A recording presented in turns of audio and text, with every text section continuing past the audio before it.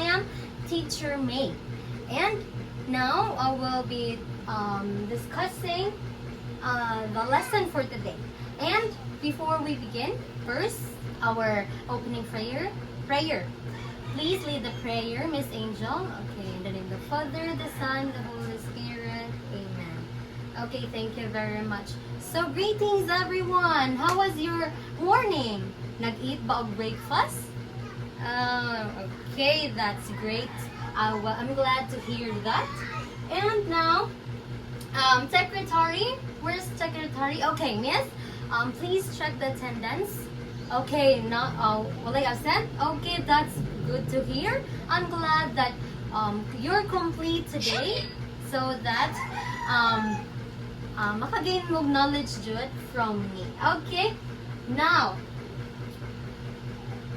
So, I have here the classroom rules. Of course, rules that we must obey, right? Okay, first, listen. When teacher is talking, raise your hand to speak to the class. Okay? Follow direction quickly and respect others, of course. And be safe, be kind, and be honest. Okay. So before we dig into our topic for today, what we have discussed last meeting. Okay, Miss Honey? Oh, yes, very good. The different kinds of dessert. No, in relation to that, no, we have here the topic about proper storing and packaging of desserts. So last meeting, we discussed a different dessert, right? So after that, karon maka-gain the knowledge how to prepare, how to store or package correctly or properly the specific desserts. Okay. Sorry. So we have here the objectives. Now at the end of the lesson, the students should be able to first identify different materials used in storing and packaging desserts. Second, explain the importance of proper storing and packaging. Third, demonstrate correct storing and packaging procedures. Then lastly, practice cleanliness and safety in handling dessert. Okay. I have here two pictures, the dessert number 1 and the dessert number 2. So class, I want you to observe. No? You have to identify asa man diri ang poorly packaged dessert and the properly packaged dessert. Yes, Miss Leslie? Okay. Yes, the properly stored or properly packaged dessert is the dessert number 1. So how about the dessert number 2? Unsa man ni siya, Miss Honey Jean?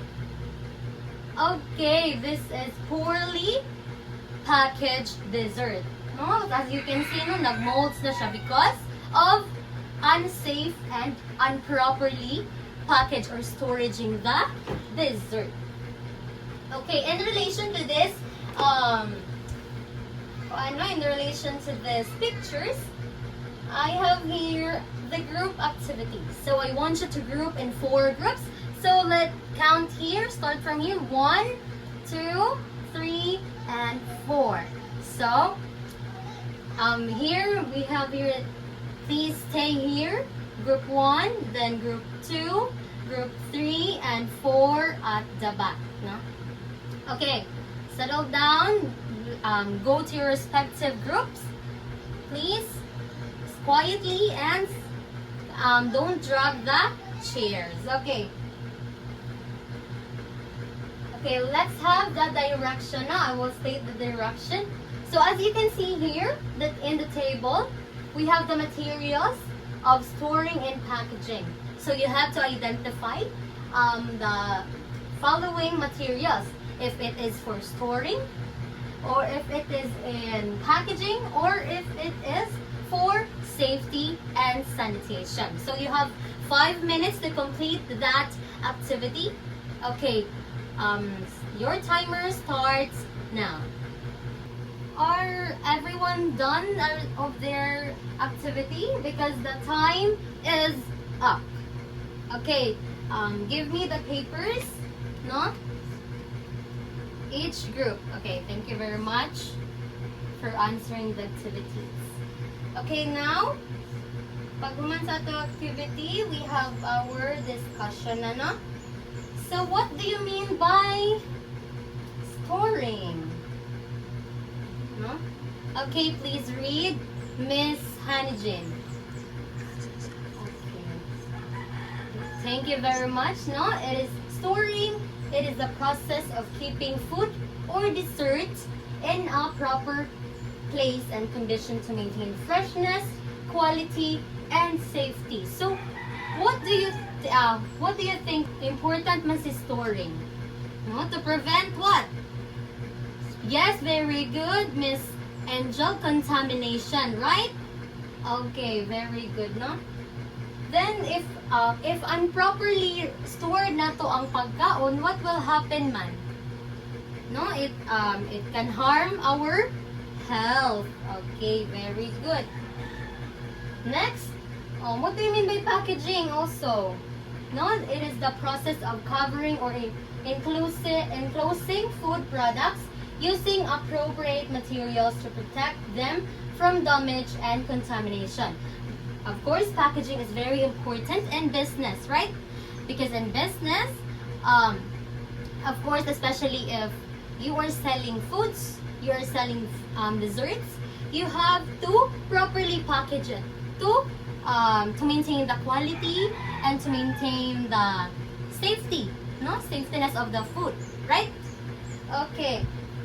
Next, let's move on to materials used in storing and packaging desserts. So I have here the different materials, right? Different materials in storing and packaging the dessert. So first, we have the plastic containers, cake boxes, plastic wrap, aluminum foil, paper bags, labels and stickers, food trays.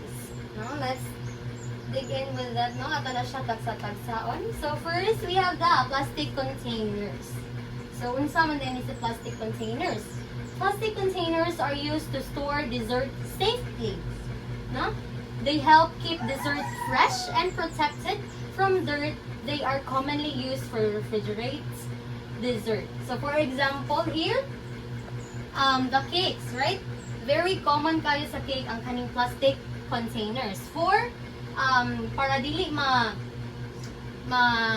mahugaw ang cake. Of course, we have here also the different shapes or different sizes, right? Try to maintain the beautification of the cake. Okay, very good. Nag-listen ba bang everyone? Okay, very good. Let's have the cake boxes. It is very common right now, no? Of course, when we're buying cakes, no, for birthday, for occasions, right? We are buying cakes. Of course, ang naninda jud og cake is unsa man ila jud properly packed or ilang gigamit ang cake boxes, right? It is also for aesthetics, no, ang cake. Look at the pictures. It's very presentable, right? No, without this cake boxes, do you think ang cake is presentable? Really, right? Okay. No, cake boxes are used to protect cakes during storage and transport. They prevent cakes from getting damaged, of course, also. They also make cakes easier to carry. No? Of course, kung wala si cake boxes, kung mag-ana lang ta dito, walay tabon, is possible na matagak ang cake. Right? Okay, next. We have the plastic wrap. Okay. Plastic wrap is used to cover desserts properly. It helps prevent air and moisture from entering. It keeps dessert fresh for a longer time. So it's very common to Yes, miss? Okay, for vegetables or fruits, right? For storing, like this at the picture, no? Iyahang store ang vegetables. Right? Okay, it can prevent also, no, nga moist dayon ang kanang or madaot dayon ang katong specific nga vegetables or fruits. Okay, next. We have the aluminum foil. Aluminum foil is used to wrap and protect desserts. It helps maintain the temperature and freshness of food. It also prevents contamination. Hmm? Okay, next. We have the paper bags. It is very common, right? Asa man na tumakitan? Yes, Miss Angel, sa market. It's very common in the market, right? And if we buy something to eat or something we necessities, yeah? Yes, right? Is makani dyan, makita dyan natong, sa man sa Bisaya? Yes, bolsita, of course, right? Very common kayo sa market if we buy anything, right? So paper bags are used for simple dessert packaging. They are lightweight and easy to use. They are commonly used for bread and pastries. Okay, next. Okay, kani sa labels and stickers. So man gamit ani niya, no? Provide information about the product. They may include the name of price, the expiration date. They also make packaging more attractive. Like this, diba? Very aesthetic and beautiful. No, without this, do you think aesthetic tanawon or beautiful tanawon ang packaging? Okay, no, right? Okay, very attentive and active akong student karon, and I'm grateful to have that kind of students. Okay. So without this label and stickers, we cannot identify the price, right? We cannot identify the expiration date. Of course, the expiration date dapat naagid ni siya because it is the right of the customers to know the expiration date for their health issues. Okay. Next, the food trays.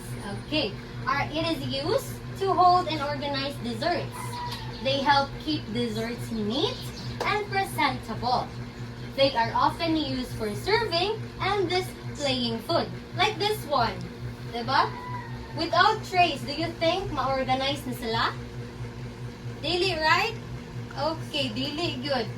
And that's how important ang food trays jud when it comes to occasional, of course, and kanang mamaligasad ka because it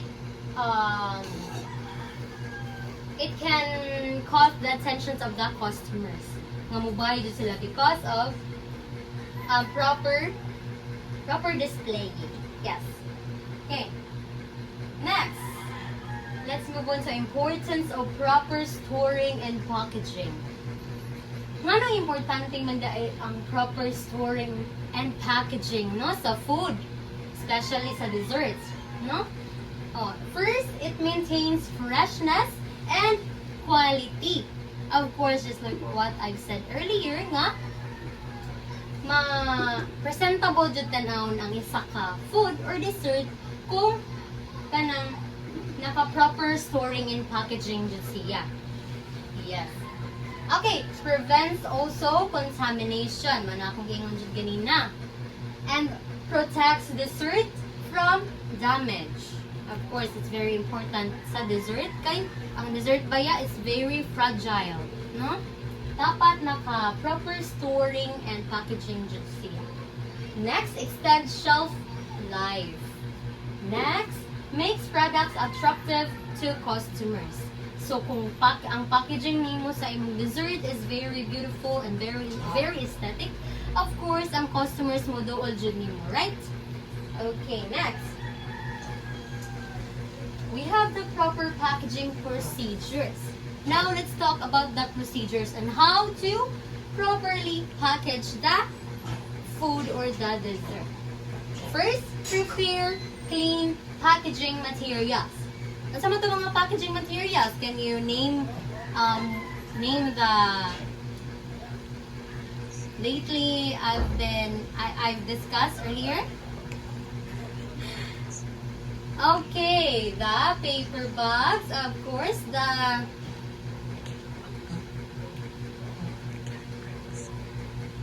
okay, very good. Now let's give everyone a good job clap. You know what's good job clap? Say 1, 2, 3, 1, 2, 3. Good job, good job, good job. Okay, let's move. Okay, next we have the handle desserts carefully. Seal the package properly. Attach labels if needed.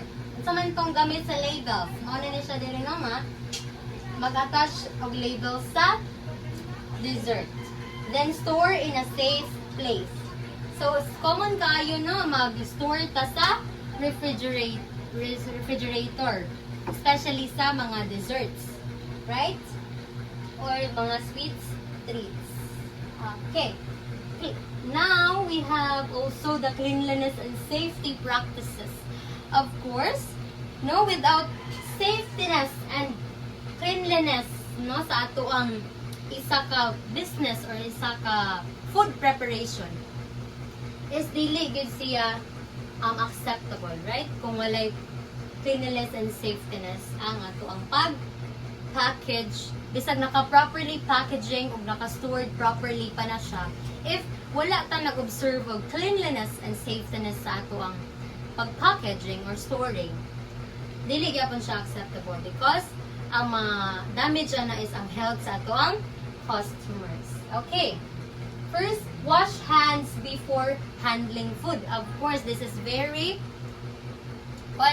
known nga dapat if gunit jud tag food, of course, we have to secure that our hands is dili hugaw, neat. Yes, very good. And of course, wear gloves or apron if necessary jud no. Of course, we have to wear gloves or apron while baking or while cooking our desserts or foods. Okay. Next, keep working area clean. So, bisag unsa pa kakalimpyo sa imong kamot, if imong kitchen is dili neat, dili gyapon siya applicable. Okay? Next, use sanitized tools and containers. Of course, we have to sanitize our tools before using, right? Agree ba ang tanan? Okay, very good. No? Kung dili na sanitize ang tools or the containers itself, kung sa may mahitabo sa food, of course, makontaminate jud ang isa ka food or the dessert. No? Avoid touching food directly.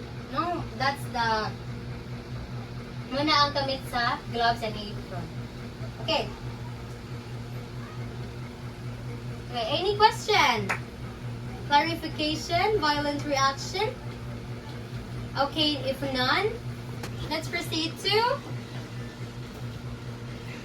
engaging activity. So it is also group activities. Kindly go to your respective groups. Katong group na to ganina. Okay, katong diri ang 1, 2, 3, and 4 at the back. Okay. Please go to your respective groups silently and don't drag the chairs. Okay. Okay, settle down everyone. Humana o ganang ito sa group. Okay. Each group will choose their appropriate storing or packaging materials and present a demonstration while observing cleanliness and safety practices and handling food in front of the class. So, instruction. Form a group with your classmates. Katong group ninyo ganina. Choose appropriate storing or packaging materials for desserts. You have to choose appropriate materials for storing or packaging the dessert. Then also demonstrate the proper storing and packaging procedures. Then practice cleanliness and safety during the activity. And explain why your chosen materials are appropriate. And lastly, present your work in front of the class. So I'll give you 3 minutes to do your activity, and the 2 minutes, each group is given 2 minutes to present their work in front. So I have here the criteria for scoring as your guidelines in doing your activities. So proper use of storing and packaging materials, 10. And demonstration of correct procedures, 10. Cleanliness and safety practices, 10. Explanation and presentation, 10. Group cooperation and participation, 10. So a total of 50 points. Okay, our group's done in doing their work. So kindly present your work in front. Okay, let's start with the group 1. Okay, wow, very good, no? Very good kayo lahat. Demonstration. And na demonstrate dyan nila ang proper procedures in packaging, right? Okay, another, the group 2. Okay, group 3. Group 4. Okay, very good. I am glad that you completed your task, no? You completed your activity perfectly, right? Okay. And let's give a round of applause to every one of us. Okay? So now, let's move on to our assessment. So I have here the test paper. No? So we have the this test paper includes the matching type 1 to 5, and part 2 is true or false 6 to 10. Okay.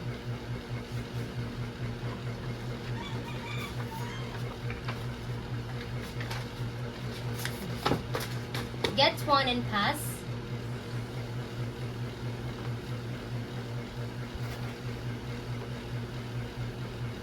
Alright. Napasa na ba tanan sa nanabay paper ang tanan? Okay. I give you 7 minutes to answer that. Go. Okay, time is up. I expect everyone na done na sila answering, right?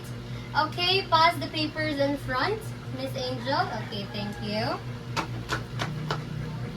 Okay, now we are done to our assessment.